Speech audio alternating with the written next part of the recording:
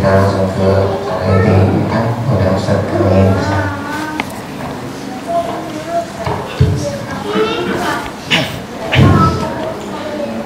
Bismillahirrahmanirrahim. Assalamualaikum warahmatullahi wabarakatuh.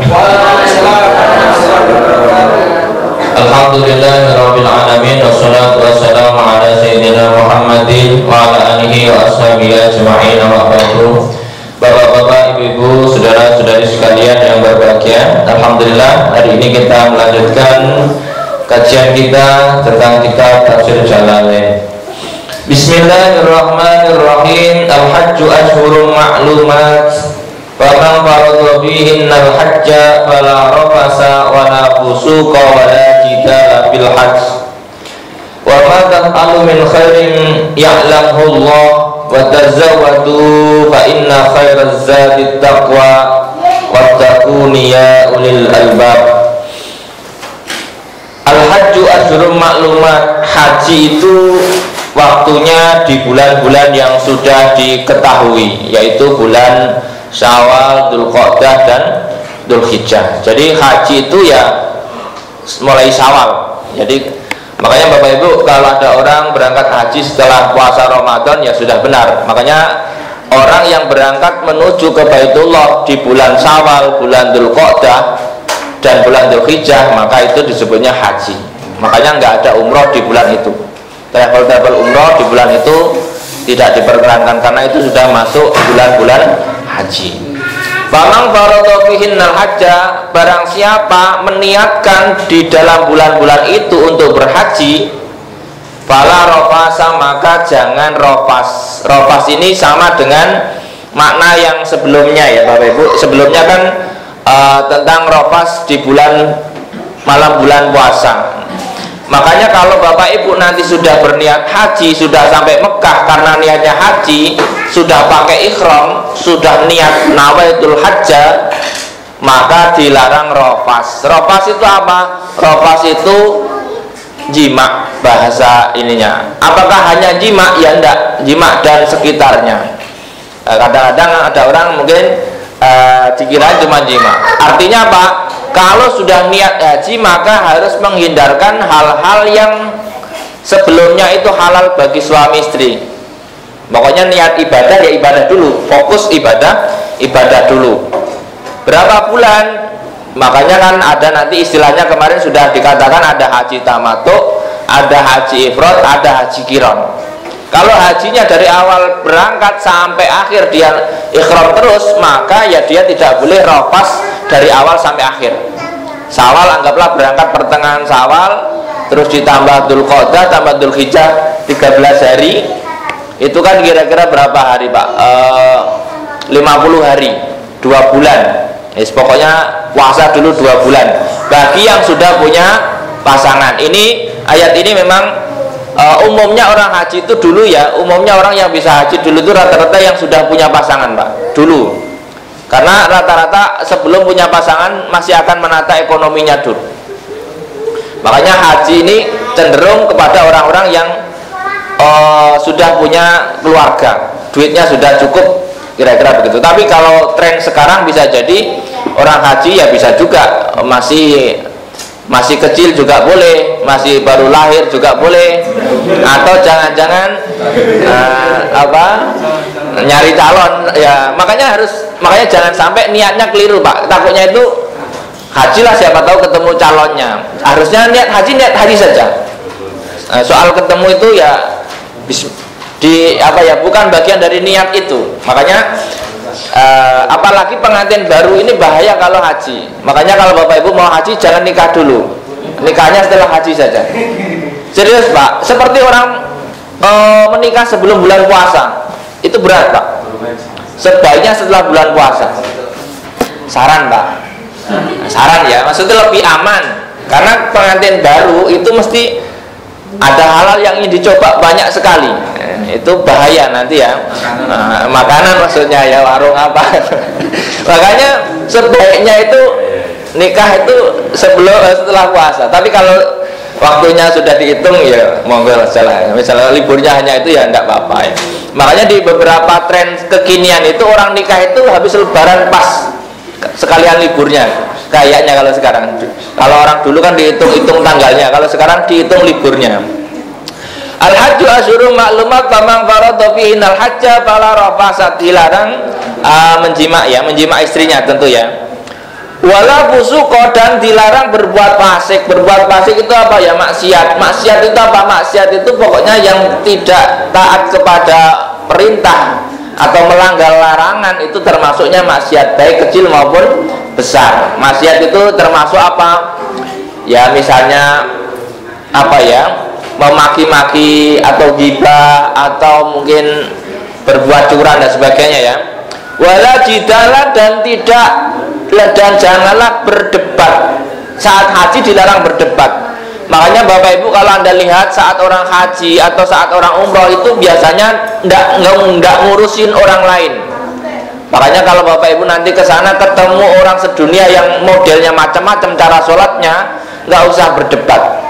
Loh kok sholat begitu sih? Loh kok sholat begitu sih? Nggak usah berdebat ya. Tapi jangan pula ikut-ikutan ya, karena mungkin dia punya sendiri-sendiri. Ada orang itu misalkan Anda sedang sholat, tiba-tiba dia berjalan di atas kepala Anda, lompat gitu. Nggak usah berantem, apalagi di depan Masjidil apa di depan Ka'bah. Kadang-kadang bagi mereka kan mungkin nggak ada tata krama mungkin ya. Tapi bagi orang Indonesia itu saking tata kramanya banget, kepala kesenggol sedikit itu emosi. Orang lain kadang-kadang yang kesenggol emosi itu bukan kepala. Kalau di Arab itu orang akan emosi kalau tersenggol pantatnya, laki-laki. Kalau kesenggol kepalanya itu biasa, apalagi dipukul kepalanya itu biasa. Tapi kalau orang Indonesia kebalik ya, kepalanya kesenggol itu ya mungkin cara-cara adat itulah, kemudian ya mungkin tidak perlu perdebatan ya. Makanya kalau Bapak Ibu sedang berhaji, udah nggak usah berdebat, ikuti saja yang diarahkan oleh ketua rombongan, karo atau apa biasanya itu pembimbing haji, KPIH nya, ikuti saja. Nah ya pokoknya daripada nggak usah berdebat ya. Wa ma taf'alu, dan apa yang kalian lakukan, wa ma taf'alu min khairin, dari kebaikan sebagaimana apa itu kasodakotin, seperti sodakoh, ya'lamullah, maka Allah mengetahui itu. Artinya kalau Bapak Ibu sedang umroh atau haji kok pengen berderma, itu akan diingat oleh Allah. Kenapa kok berderma? Kadang-kadang ada jamaah haji itu yang kekurangan bekal Pak. Dulu ya Pak, kita bayangin dulu haji itu dari Jeddah ke Mekah itu jalan kaki Pak. Nenek, kakek Bapak Ibu barangkali yang hajinya masih naik kapal, pernah dengar nggak ceritanya kakek moyangnya yang haji naik kapal, berangkat itu 1 bulan dari Semarang misalnya sampai Jeddah 1 bulan. Nanti dari Jeddah ke Mekah itu jalan kaki, maksimal naik unta. Dulu Pak, Anda bisa bayangkan betapa haji dulu itu bisa-bisa orang itu kalau berangkat haji sudah nitip wasiat Pak, karena khawatir nggak ada umur, saking lamanya. Minimal perjalanan itu 2 bulan PP, hajinya misalkan 3 bulan, setengah tahun Pak. Coba Bapak Ibu bisa bayangkan, bekal apa ATM zaman itu belum dibuat Pak, money changer juga belum ada. Bisa bayangkan ya Pak. Mungkin ada money changer ya, tapi ATM belum ada waktu itu ya.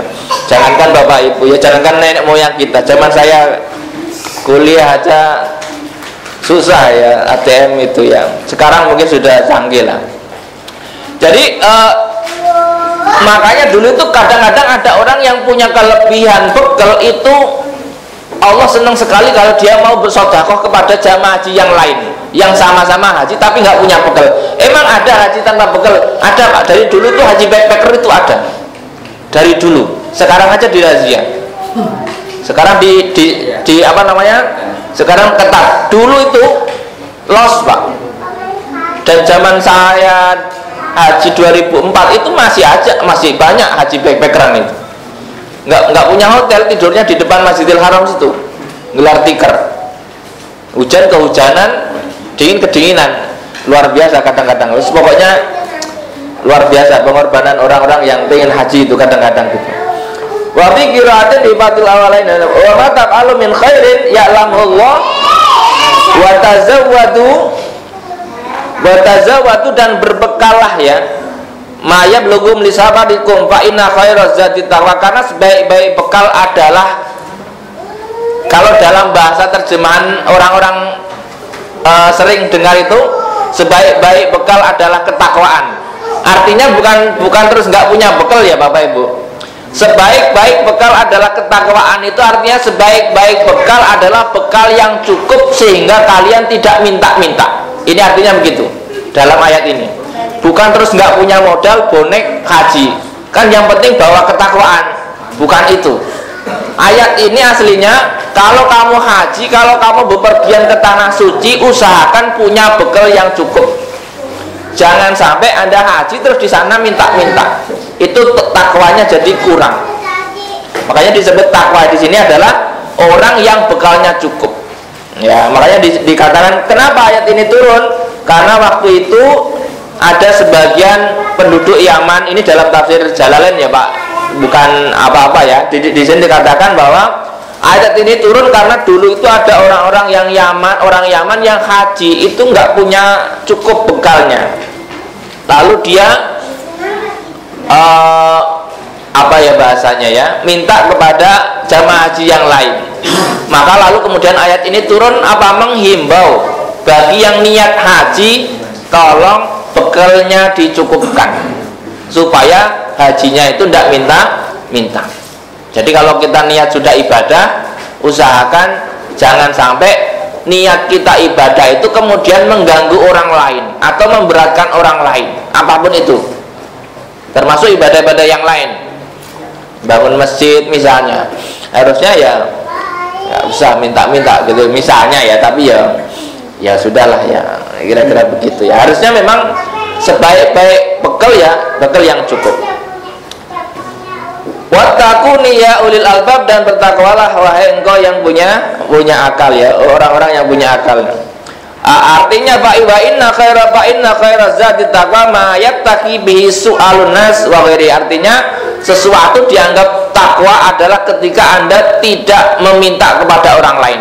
Orang itu kalau mengaku bertakwa, artinya dia tidak merepotkan orang lain. Semakin orang bertakwa harusnya tidak merepotkan orang lain. Laisa alaikum junahun, tidak ada dosa buat kalian ya, fi antabtagu fadlam mir rabbikum, untuk mencari kelebihan rezeki dari Tuhanmu. Artinya kalau haji sambil bisnis boleh nggak? Boleh Pak. Haji ini boleh bisnis. Jadi Bapak Ibu kalau haji sambil bawa dagangan itu boleh Pak. Bawa brosur, bahasa ini kertas itunya, katalog. Boleh Pak. Tapi ya jangan pas haji Pak. Artinya karena haji itu waktunya panjang, maka sisa di luar waktu haji itu bisa digunakan untuk bisnis Pak. Boleh. Ini ibadah yang dibolehkan ada bisnisnya ya di sini. Bisnis travel boleh, bisnis catering boleh.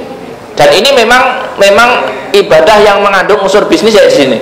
Makanya kalau ada orang bisnis haji, bisnis umroh, sah-sah saja Pak, karena itu boleh. Apalagi yang lain-lain ya, termasuk makanya dalam perputaran ekonomi haji itu kan luar biasa perekonomiannya. Seandainya nggak boleh bisnis, suruh khusuk semua, wah ya nggak seru ya, kira-kira ya, nanti berat hajinya ya. Bitijara bil haj nazala raddan likarahatim dalik. Karena dulu itu ada orang-orang ketika haji itu pengen nggak bisnis, pengen fokus ibadah saja.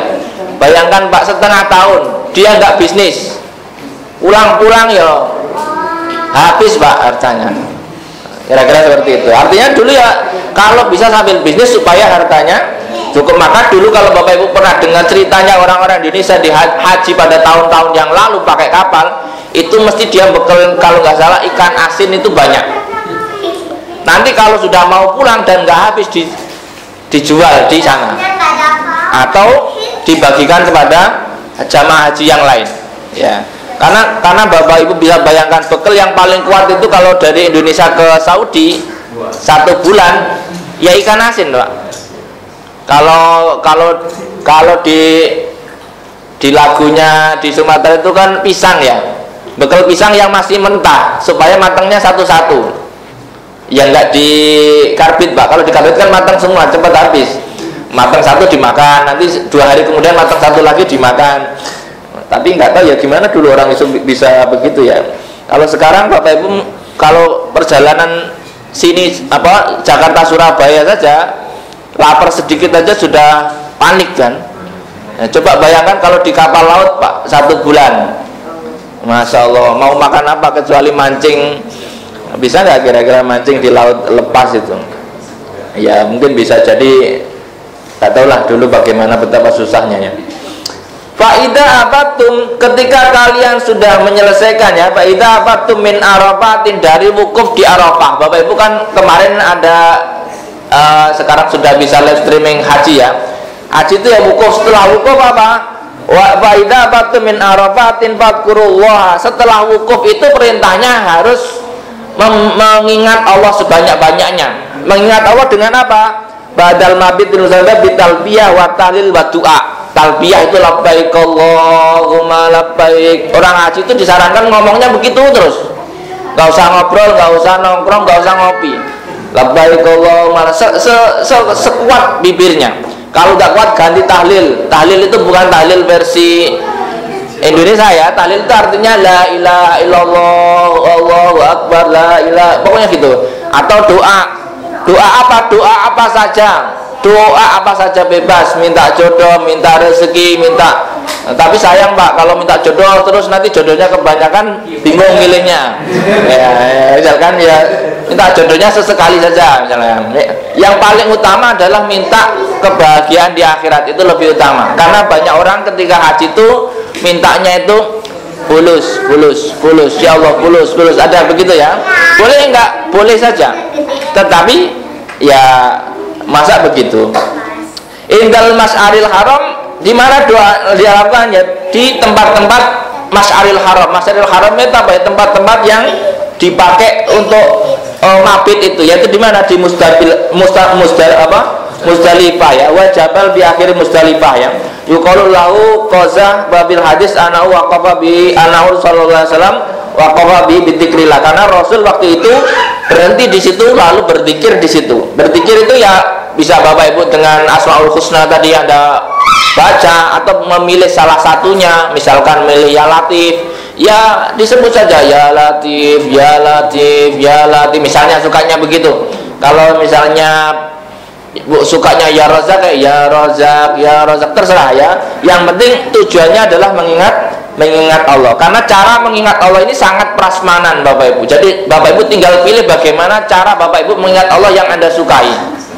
Prasmanan, bisa dengan tahlil, bisa dengan tahmid, bisa dengan hauqalah, apa saja ya.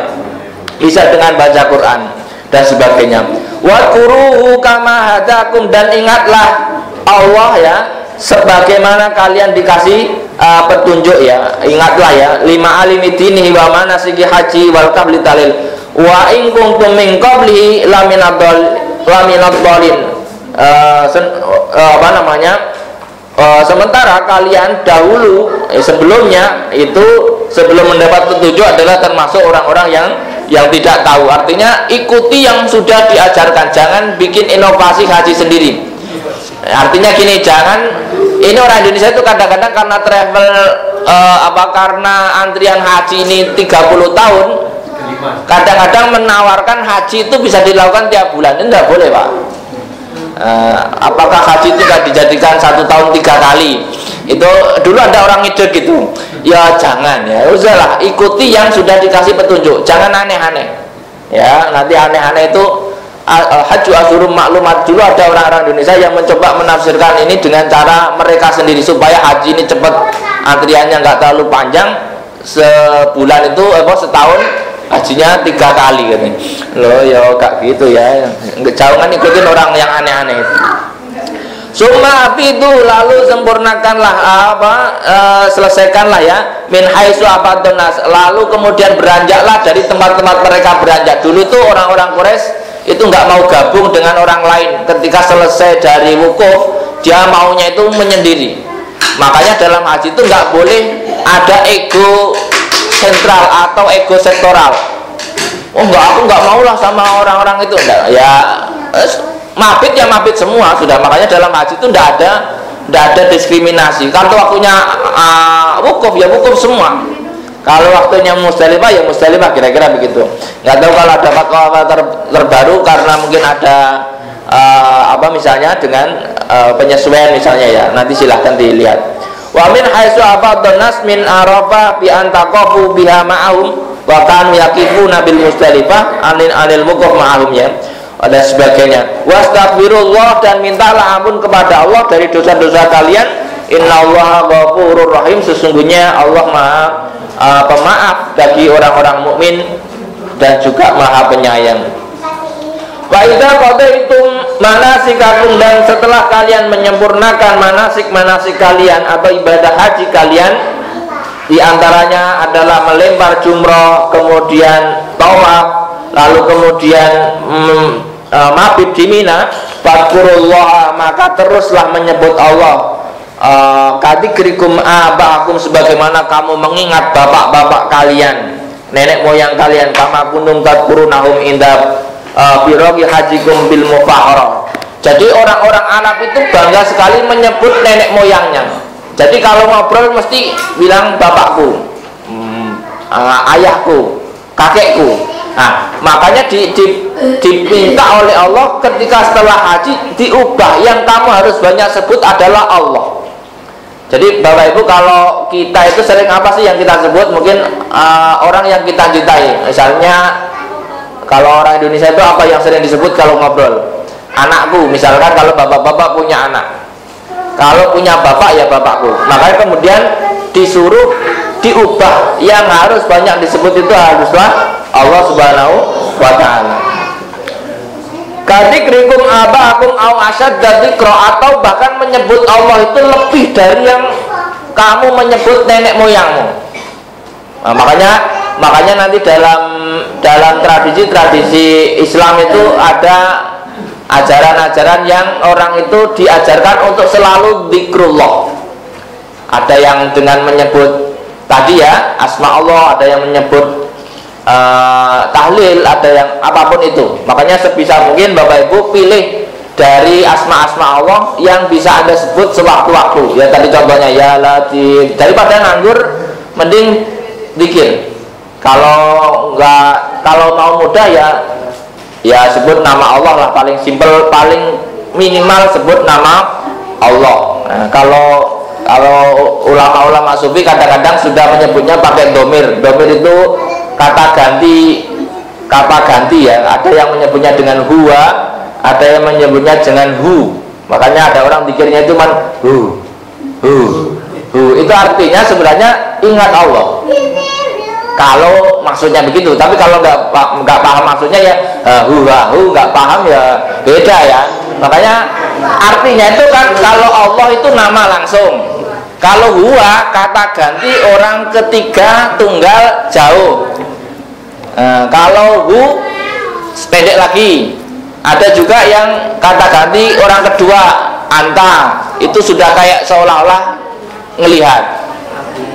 Jadi ada lagi yang nanti kelasnya aneh-aneh, sudah anak nggak kelihatan dirinya, yang kelihatannya. Tapi nggak usah lah, itu nanti stres Bapak Ibu orang lihat Anda, nanti dikiranya orang gila ya. Yang normal saja ya, hula maksimal jadi gitulah nanti Allah biasanya kan kalau ada siapa itu yang sering bikin Allah hu-nya itu atau kadang-kadang menyebut Allah tapi hu-nya itu ditekan supaya mungkin lebih tapi jangan malah keliru. Nanti kadang-kadang orang itu dikir bersama, kadang-kadang itu asik kepada lagunya, malah lupa kepada yang disebutnya.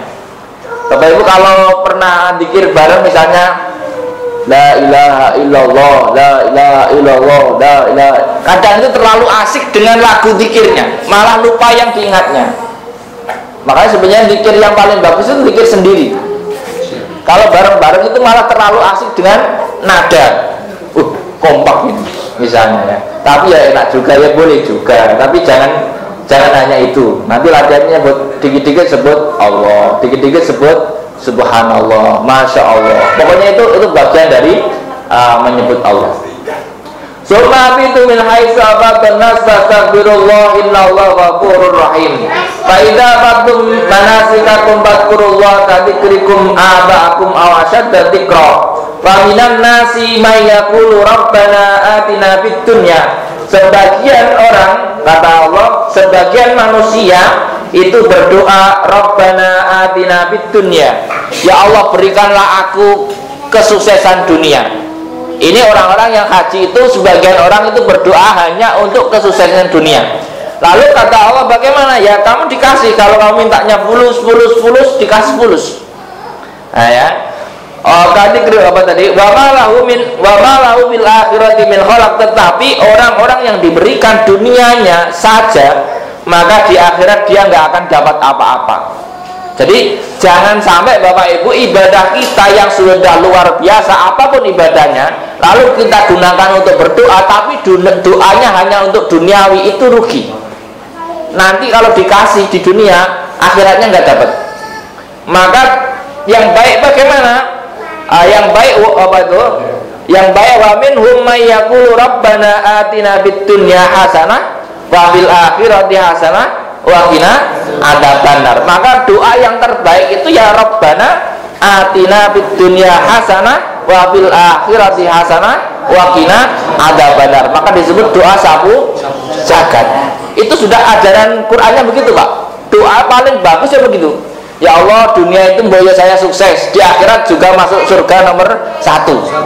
Jangan mintanya dunia saja. Makanya jangan sampai kadang-kadang karena kita fokusnya untuk kesuksesan dunia, kadang-kadang lupa untuk minta kebahagiaan di akhirat. Maka harus berimbang, ya Allah, di dunia boya saya juga enak, di akhirat juga enak. Itu doa yang paling pas, jangan keliru. Apa ulaika lahum nasibun, bagi mereka pahala ya, wa ma kasabu, dan atas apa yang dilakukan ya, bil haji wa du'a wallahu sari'ul hisab, dan Allah maha cepat dalam menghisab. Yuhasabu al-khalq kulluhum fi qadri nisfin nahar fi ayamid dunya li hadisin bidalik. Diriwayatkan dalam hadis itu Allah nanti menghisab seluruh manusia itu hanya butuh waktu setengah hari. Setengah hari itu dari pagi sampai zuhur sudah selesai untuk menghisab seluruh makhluk. Jadi cepat Pak hisabnya Allah itu. Karena apa? Sistemnya sudah canggih kayak komputer itu Pak. Jadi tinggal dipencet sudah selesai. Ya, jadi ini kenapa diceritakan begitu? Karena zaman dahulu itu belum zaman secanggih sekarang. Dulu itu kalau ngitung duit di bank itu kan manual. Nggak tahu Bapak Ibu pernah ngalami nggak nabung di bank tapi masih ditulis manual pakai tangan. Nah, Bapak Ibu sudah terlanjur hidup di zaman modern ya. Jadi dulu kalau misalkan hitungannya pakai manual Pak, itu yang hitung butuh waktu sendiri Pak. Itu terus ngambil keluar berapa, wah ngeri dulu itu ya. Kadang-kadang bukunya hilang itu uangnya ikut hilang karena catatannya di situ. Ya kalau sekarang mungkin tinggal arisan ya Bapak Ibu yang hitungnya pakai itu ya. Arisan sekarang juga sudah pakai kris. Sudah beda lagi sekarang. Pokoknya zaman dulu ya. Dulu itu bayangin emang orang itu bisa dihisap 1 hari selesai. Kan hidupnya dia 70 tahun. Ternyata sistemnya malaikat ini nanti lebih canggih daripada kalkulator. Jadi nanti langsung muncul. Orang ini hijau apa merah? Kalau hijau surga, kalau merah berarti neraka misalnya gitu. Itu nanti tuh hanya butuh waktu setengah hari untuk menghisab seluruh makhluk. Wa qurullaha bi ayyamin ma'dudat, dan ingatlah Allah di hari-hari yang tertentu ya. Yaitu apa? Di saat Ramyul Jimar, melempar jumroh. Biasanya di hari-hari tanggal 11, tanggal 12, tanggal 13 Dzulhijjah itu jamaah haji tugasnya hanya mabit di Mina sambil melempar jumroh. Melempar jumroh nanti mabit lagi. Nah, di hari-hari itu dianjurkan untuk menyebut Allah, ingat Allah ya. Bi ayyamin ma'dudat. Faman ta'ajjala, barang siapa terburu-buru bin nafar min Mina, terburu-buru apa? Terburu-buru pulang dari Mina.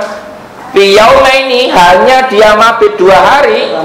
fala isma alaihi, maka tidak apa-apa, tidak dosa bagi dia. Wa man ta'akhkhara, dan barang siapa mengambil nafar sani, kalau dalam bahasa haji fala apa faman ta'akhkhara fala isma alaihi, mengakhirkan juga tidak apa-apa, mendahulukan juga tidak apa-apa. Limanit taqwa, pada orang-orang yang bertakwa, taqullaha wa'lamu annakum ilaihi tusarun, dan bertakwalah kepada Allah dan ketahuilah bahwa sesungguhnya kalian kepada Allah lah nanti akan dikumpulkan. Artinya dalam haji itu ada istilah nanti Pak, nafar awal, ada nafar sani. Nafar awal itu apa? Dia pergi dari Mina lebih cepat daripada yang lain. Biasanya ada orang itu, biasanya orang yang terburu-buru artinya mungkin pengen cepat-cepat pulang, maka tanggal 13 Dzulhijjah itu sudah bisa pulang. Dia hanya mabit 2 hari di Mina.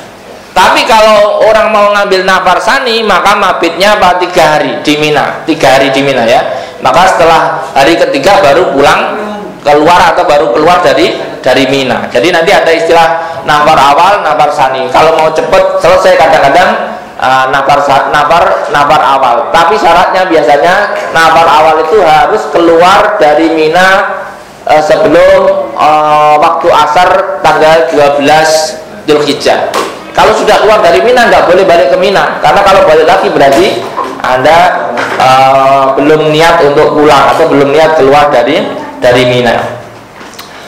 Wa minan nasi may yujibuka qauluhu bil hayatid dunya, dan ada orang-orang yang engkau kagumi ucapannya di dalam kehidupan dunia ini. Ini pesan kepada Nabi Muhammad ya, karena waktu itu ada orang-orang yang ngomongnya itu lamis, bahasa kitanya itu lambe lamis, itu sejak zaman Nabi ada Pak. Ya, jadi Rasul itu hampir tertipu, karena orang itu lambenya manis banget ya, kira-kira begitu Pak. Wala yujibuka bil akhirah, tetapi ternyata dia itu munafik Pak. Makanya orang munafik itu Bapak Ibu perhatikan di mana-mana. Sebenarnya orang munafik itu nggak sadis kok omongannya. Omongannya itu manis. Kayak buaya itu loh Pak. Ya, kayak buaya itu manis kan, kira-kira begitu ya. Jadi wa minan nasi may yujibuka qaulu bil hayatid dunya wa yushidullahu ala ma fi qalbi. Lalu kemudian Allah itu menunjukkan ini loh artinya. Jadi kadang-kadang kita itu kalau mengandalkan diri kita sendiri, ketika ada orang ngomong manis, kita itu percaya. Tetapi kalau kita diberitahu oleh Allah itu manis mulutnya saja, hatinya busuk misalnya gitu. Nah, innahu muwafiqun liqouli wa huwa al-abdul khisam ya, syadidul khusumah laka walitibaika wali'adun dan sebagainya. Ternyata di belakang itu dia musuhnya Nabi Muhammad sallallahu alaihi wasallam. Di depan Nabi itu seolah-olah menjadi orang yang bersahabat, masuk Islam. Pokoknya begitulah, kira-kira begitu. Tapi di belakang dia itu mengadakan permusuhan dan nggak karuan, kerusakannya. Jadi bahkan ini dikatakan namanya waktu itu asbabun nuzulnya ya, itu namanya Akhnas bin Syarik ya. Karena munafikon khulwil kalam lin nabi, munafik yang ngomongnya itu manis, mulutnya lamis ya. Yahlufu annahu mu'min, dia bersumpah kalau dia mukmin dan mencintai Rasul gitu ya. Bos pokoknya nggak karuan. Tetapi di belakang dia itu sering merusak kebun-kebunnya sahabat Nabi, dibakar kadang gitu ya dan sebagainya. Kalau malam hari dia melakukan kerusakan. Jadi kadang itu musuh yang paling berbahaya itu musuh yang ketika dekat itu manis mulutnya. Maka teman yang paling baik itu teman yang ngomongnya kasar. Itu insya Allah jujur dia. Tapi kalau mulutnya manis harus hati-hati Pak. Anda bisa bayangkan orang mau pinjam uang itu mesti manis Pak. Siap gitu kan. Iya kan Pak. Itu contoh. Makanya ketika ada orang bermuka manis, Bapak harus waspada. Itu sebenarnya sudah menjadi apa ya? Sudah menjadi di sini pelajaran. Kalau ada orang memuji Bapak Ibu berlebihan, cek ada apa ini. Nah, jangan kemudian termakan terus kita ketipu. Kadang-kadang penipu itu bermuka manis, menjanjikan janji manis, dan sebagainya. Wa idza tawalla dan ketika dia pergi darimu, kata Rasul, kata Allah, sa'a kemudian dia berjalan bil ardi liyufsida fiha wa yuhlikal harsa wan nasla, dia merusak kebun-kebun lalu macam-macam lah, pokoknya membuat kerusakan. Wallahu la yuhibbul fasad, sementara Allah tidak ridho dengan kerusakan-kerusakan itu.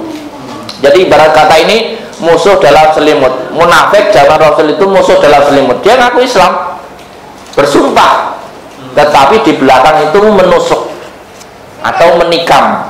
Dan ini hampir di seluruh kehidupan itu ada. Zaman Rasul saja ada, apalagi zaman kita. Ya, jadi jangan aneh kalau di semua tempat mesti ada orang-orang yang seperti itu.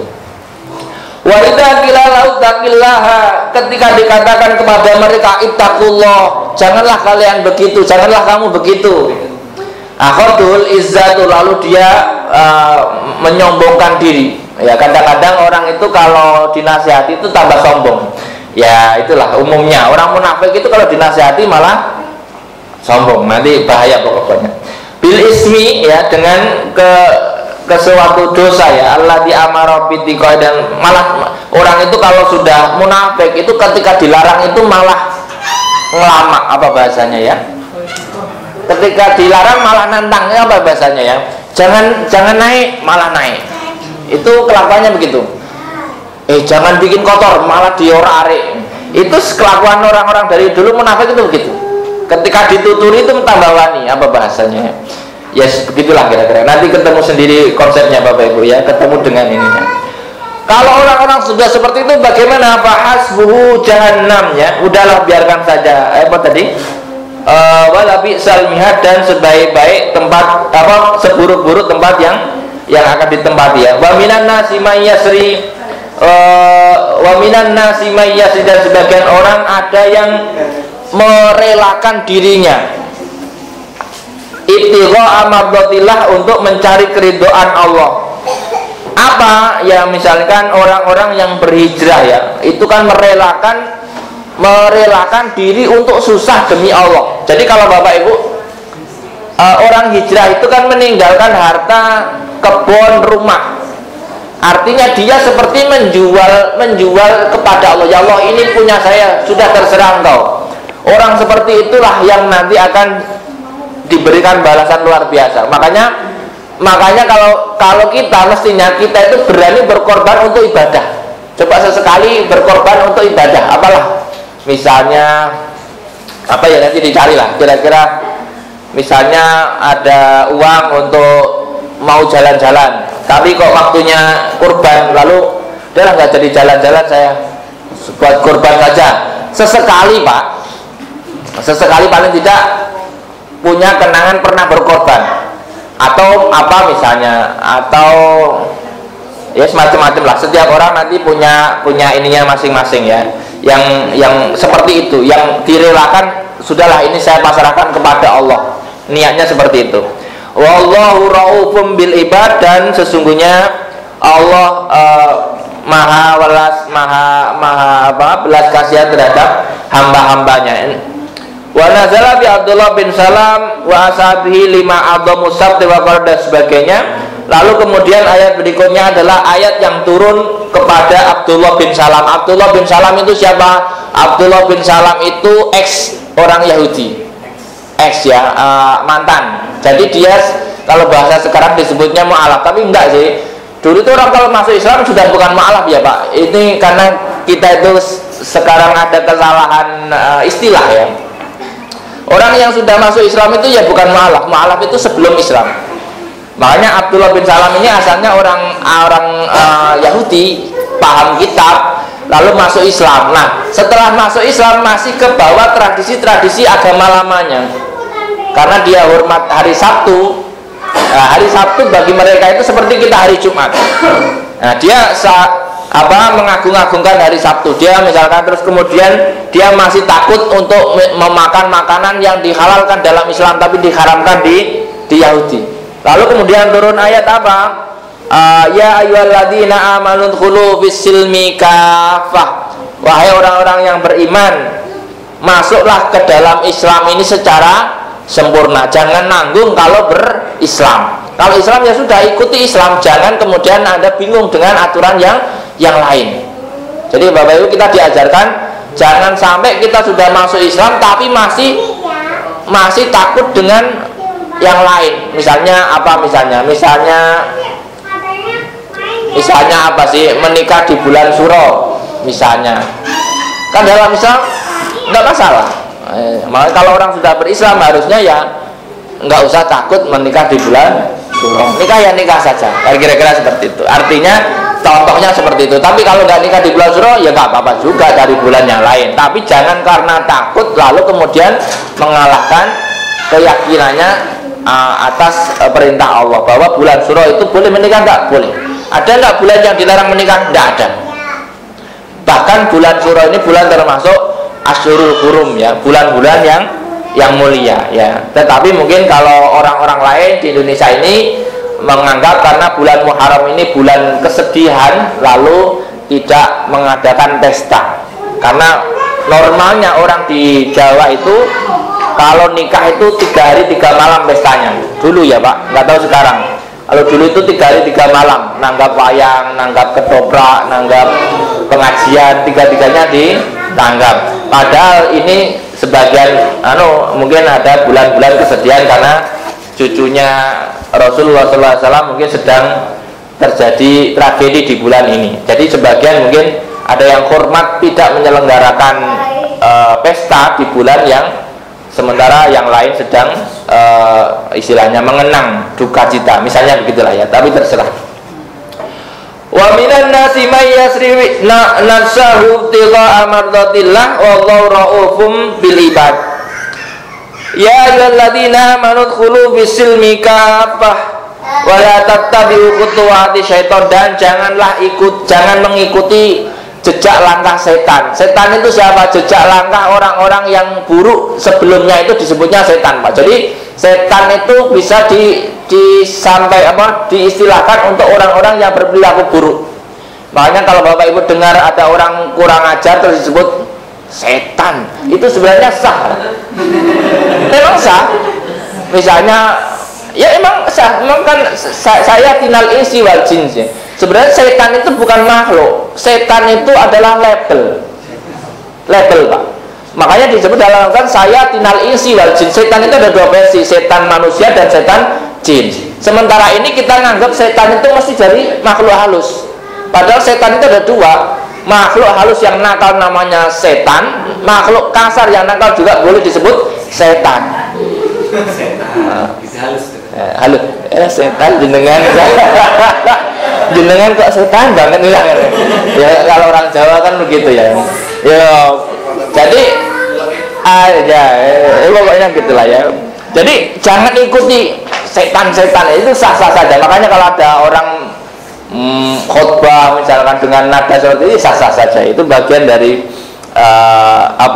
istilah setan itu bukan nama makhluk tapi nama kelakuannya. Kalau makhluknya namanya jin, kalau yang tidak kelihatan, kalau yang kelihatan namanya manusia. Innahu lakum aduwwum mubin, sesungguhnya mereka itu bagi kalian adalah musuh yang nyata. Musuh yang nyata ya. Bainal adawa. Jadi jangan sampai kita mengikuti perilaku setan, baik manusia maupun setan jin. Fa in zalatum, ketika kamu miring ya, miltum andukhul bi jami'i mimba dima ja'atkumul bayinat, setelah dihadirkan kepada kalian penjelasan atau hujjah-hujjah yang nyata ala annaul haq fa'lamu annallaha azizun hakim, maka ketahuilah sesungguhnya Allah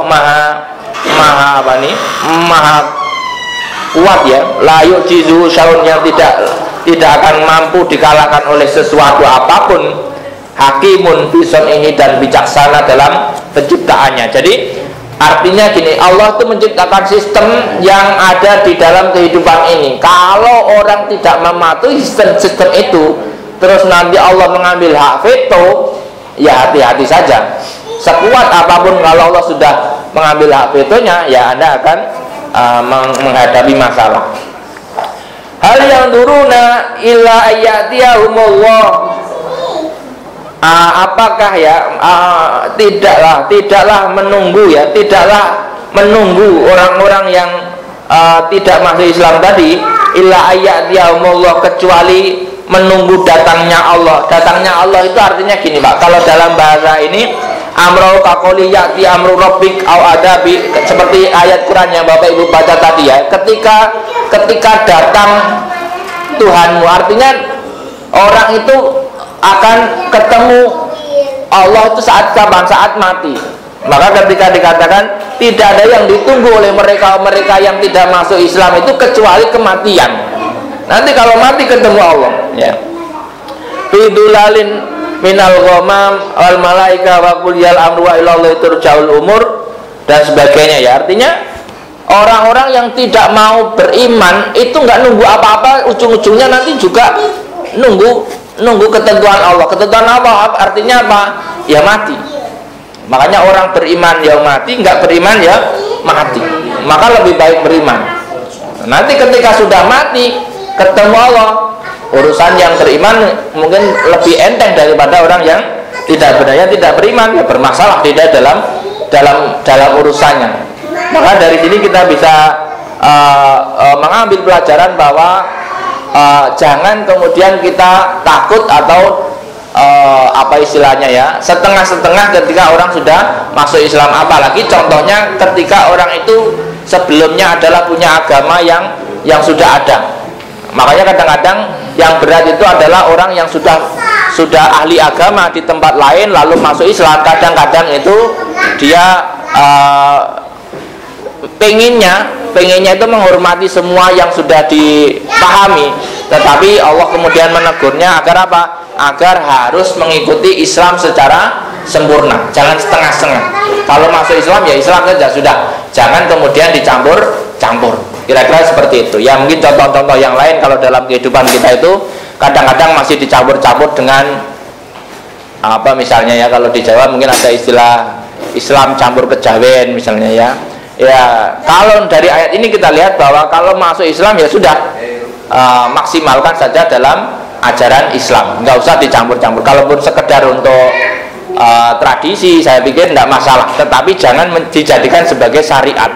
Syariat itu apa? Dipatuhi selayaknya mematuhi Al-Quran atau hadis, itu tidak boleh. Kalau sekedar untuk apa tradisi dan sebagainya ya tidak masalah ya, saya kira tidak masalah, tradisi-tradisi yang sudah ada, tapi jangan sampai mengganggu. Sebagaimana Abdullah bin Salam ini hampir tidak mau makan unta karena mungkin di ajaran sebelumnya itu unta itu haram. Misalnya, makanya kan ada konsep halal haramnya Islam dengan agama yang lain itu kan nanti akan ada perbedaan ya. Ada yang misalnya kalau unta ini apanya yang halal, apanya yang haram, mereka kan kemarin seperti itu ya, dan sebagainya. Sal bani Israila kam atainahum min ayatin bayyinah wa ma yubaddil ni'matallahi min ba'di ma ja'athu fa innallaha syadidul iqab wallahu alam bishawab. Demikian, semoga apa yang kita kaji pada kesempatan hari ini ada manfaatnya. Adanallahu wa yakum wa lakum minkum wallahu muwaffiq ila aqwamit thoriq. Assalamualaikum warahmatullahi wabarakatuh. Waalaikumsalam warahmatullahi wabarakatuh.